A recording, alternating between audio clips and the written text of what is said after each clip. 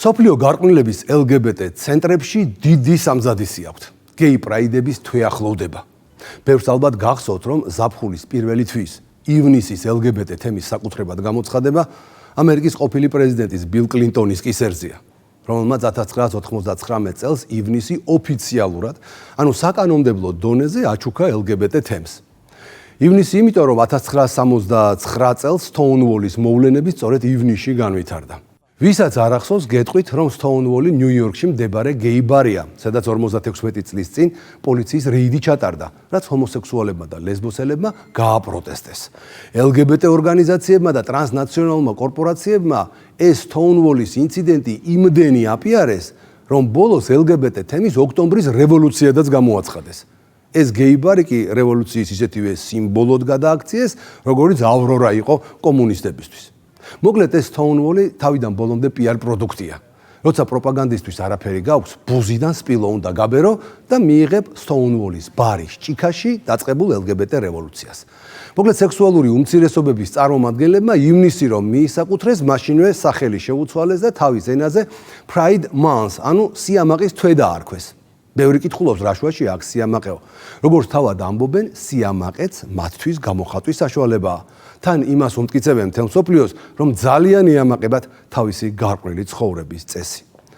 მოკლედ მოვიდა ივნისი და კაცობრიობის გაუკუღმართებული ნაწილი გარყვნილ მარშებზე როკვისთვის ემზადება. წლევანდელი სოდომ გომორი ვაშინგტონში, ეგრეთ წოდებული მსოფლიო პრაიდით იხსნება. ესაა შეიძლება ითქვას ჰომოსექსუალების, ლესბოსელების, ტრანსგენდერებისა და ყველა სახის შეზოფრენო გენდერების ყველაზე დიდი შეკრება მსოფლიოში, რომელსაც 2 წელიწადში ერთხელ სხვადასხვა ქვეყნის სხვადასხვა ქალაქი მასპინძლობს და რომელზეც ტრადიციულად მილიონზე მეტი სექსუალური უმცირესობის წარმომადგენელი იკრიბება. როგორც გითხარით, წელს ამ ღირსშესანიშნავი ღონისძიების ჩატარების პრივილეგია ვაშინგტონს ერგო. თუმცა 2 წლის წინ რომ სცოდნოდათ მსოფლიო პრაიდის ორგანიზატორებს რა ანტი-LGBT ვითარება დახვდებოდათ 2025-ში შეერთებულ შტატებში, ალბათ ნამდვილად არ აირჩევდნენ ვაშინგტონს. მაგრამ უკვე გვიანია საორგანიზაციო მხარეს რომ თავი დავანებოთ, ერთი თვით ადრე მსოფლიო პრაიდის სხვა ქვეყანაში გადატანა სრული კაპიტულაცია იქნებოდა ტრამპის წინაშე. ამას კი ამაყი გეები და ტრანსები ვერ დაუშვებდნენ. გეგმები კი იცოცხლე მსოფლიო მასშტაბის აქვთ. ვაშინგტონში ასობით LGBT მარში, სემინარი, წვეულების შემდგომი წვეულება და შემდგომი წვეულებებია დაგეგმილი. პრაიდის მისასალმებელი კონცერტი შაკირამ ნაციონალურ სტადიონზე 31 მაისს უნდა ჩაატაროს.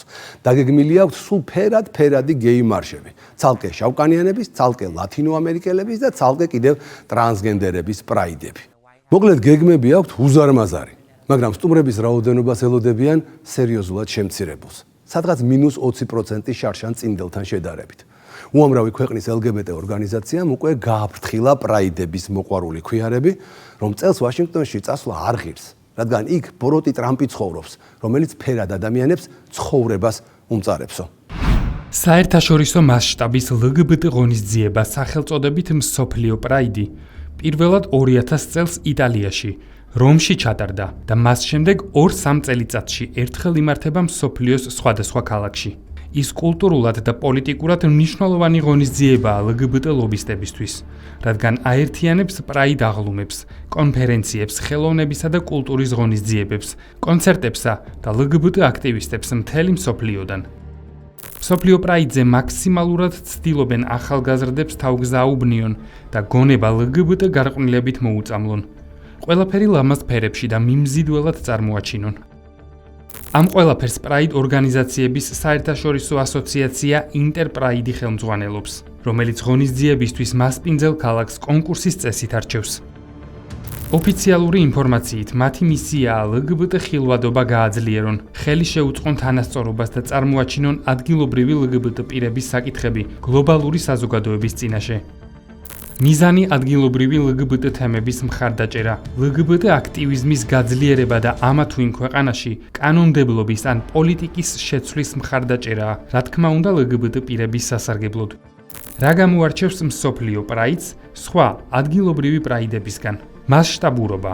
მასში მილიონობით ადამიანი მონაწილეობს მთელი მსოფლიოდან. LGBT ლობისტების პროპაგანდისთვის იდეალური საშუალება, რათა წარმოაჩინონ თითქოს რაოდენობრივად LGBT პირები მსოფლიოში ჯანსაღ საზოგადოებაზე არანაკლები არიან. წელს მსოფლიო პრაიდი აშშ-ის დედაქალაქში, ვაშინგტონში გაიმართება და LGBT მყარებლები მათთვის სასიცოცხლოდ მნიშვნელოვანი მასშტაბურობის გარეშე დარჩენაზე ანერეულდნენ. ესეც ისევ და ისევ დონალდ ტრამპის გამო, რომლის გაპრეზიდენტება მათ LGBT ლობის დღის წესრიგის საგრძნობლად შეცვალა. 2025 წლის მსოფლიო პრაიდის ოფიციალური გახსნა 31 მაისს კონცერტით არის დაგეგმილი, რომელშიც პოპ შემსრულებელი შაკირა მიიღებს მონაწილეობას. თუმცა მასპინძელი ქალაქისთვის, ვაშინგტონისთვის, LGBT დღესასწაული ადგილობრივი პრაიდ ღონისძიებების სერიით, ტრანს პრაიდით, კონცერტამდე ცოტა უფრო ადრე იწყება. მაისის ბოლო დღიდან მომდევნო 3 კვირის განმავლობაში აშშ-ის დედაქალაქში კი ასობით LGBT აქცია, სემინარი, წვეულება და შემდგომი ღონისძიება იგეგმება. მათ შორის ფერადკანიანთა პრაიდი, ლათინოამერიკული პრაიდი და ასე შემდეგ. ყველაზე მასშტაბური დღეები კი 7-8 ივნისს იქნება, რომელიც მოიცავს აღლუმს სხვადასხვა მსვლელობებს, კონცერტებს პენსილვანიის ავენიუზე. საერთაშორისო ღონისძიება ჩვეულებრივ მილიონზე მეტ სტუმარს იზიდავს მთელი მსოფლიოდან და LGBT საზოგადოების ყველა სეგმენტიდან. თუმცა წელს ღონისძიებებს განსაკუთრებული მნიშვნელობა და დაძაბულობაც ახლავს თან, რაც აშშ-ის პრეზიდენტ დონალდ ტრამპის ადმინისტრაციის პოლიტიკით არის გამოწვეული. ტრამპის საჯარო პოზიცია LGBT პირებისა და დრაგ შოუების მიმართ დიდი ხანია ცნობილია.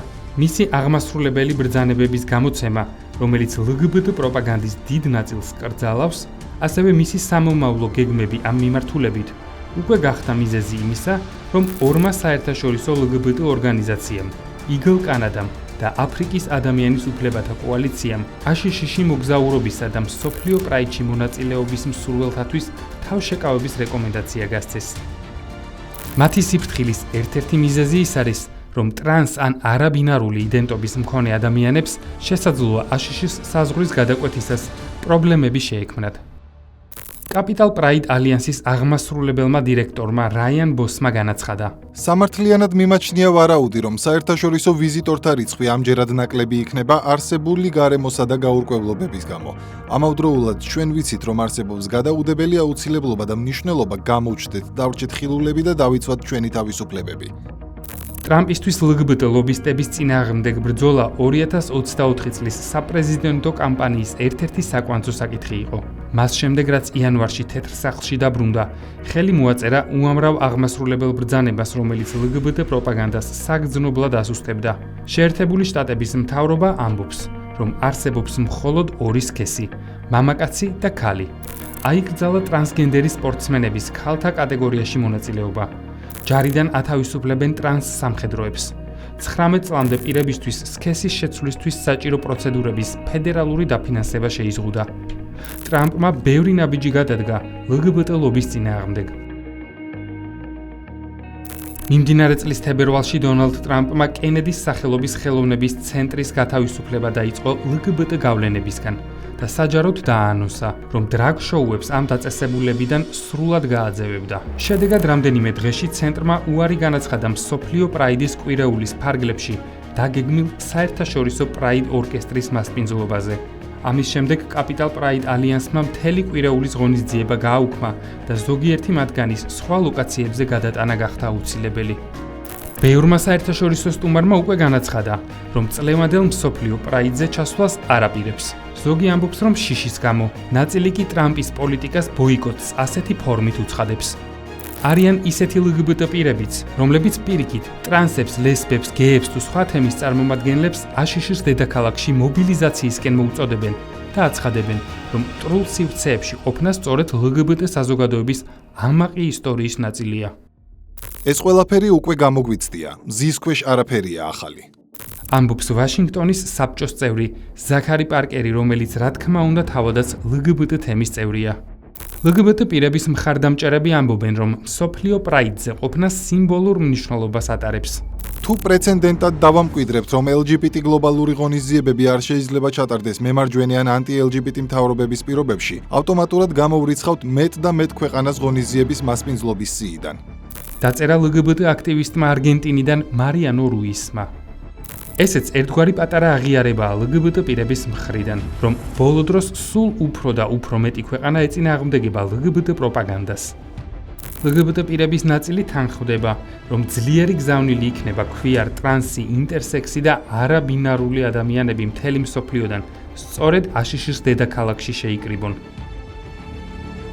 რა უფრო მძლავრი განაცხადია, ვიდრე იმ ადგილას ხილვადობა, სადაც სურთ რომ საერთოდ არ ვარსებობდეთ.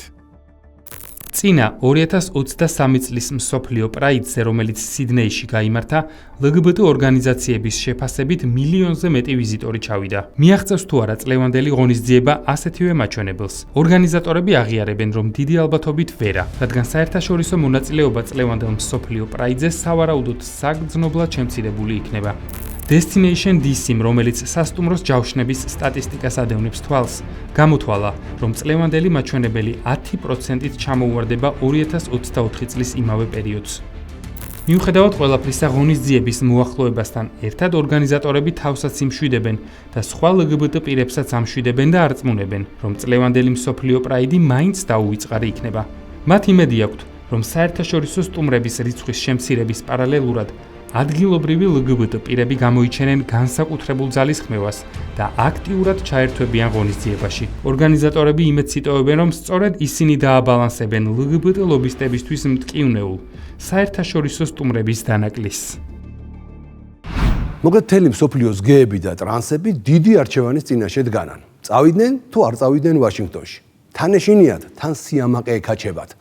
ნაწილი ფიქრობს, რომ არ ღირს წასვლა, რადგან ჰომოფობმა ტრამპისტებმა პროვოკაციები შეიძლება მოგვიწყონა. მეორე ნაწილი ფიქრობს, რომ არ წასვლას პროტესტის ფორმა უნდა მიეცეს, რითაც თეთრი სახლის ადმინისტრაციას შეარცხვენენ და თავს მოჭრიან მთელ მსოფლიოში. მესამე ნაწილი კი ყველაზე ამაყები როგორც ჩანს, ითხოვენ, რომ მაინც უნდა ჩავიდეთ ყველანიო, უნდა ვაჩვენოთ ტრამპს ჩვენი ძალა და უკან დავახევინოთ. მოკლედ 8 ივნისამდე უნდა ჩამოყალიბდნენ. მერე კი ეს მსოფლიო სოდომ გომორი დასრულდება და ბაქიბუქს აზრი დაეკარგება. კვირაში 4-ჯერ ყოველ საღამოს 10 საათზე ყურადღებით დააკვირდით ლიბერალიზმის ანატომიას. რეალური ანტი-LGBT პოლიტიკა მოქმედებს მხოლოდ იმ ქვეყნებში, სადაც გარყვნილების პროპაგანდის ყველაზე აგრესიული ფორმა, გეი პრაიდი კანონითაა აკრძალული. სკოლის პროგრამიდან LGBT ლიტერატურის ამოღება ერთმნიშვნელოვნად კარგია, მაგრამ ქუჩაში თუ სრულიად ლეგალურად რამდენიმე კვირის განმავლობაში გარყვნილების დემონსტრირება ხდება თან საზეიმო ვითარებაში, ბავშვებისთვის და მოზარდებისათვის ეს იგივე აზროვნების დაბინძურებაა. ასე რომ გარყვნილების პროპაგანდის რეალური აკრძალვისგან ტრამპის ადმინისტრაცია ჯერ კიდევ შორსაა. დროებით.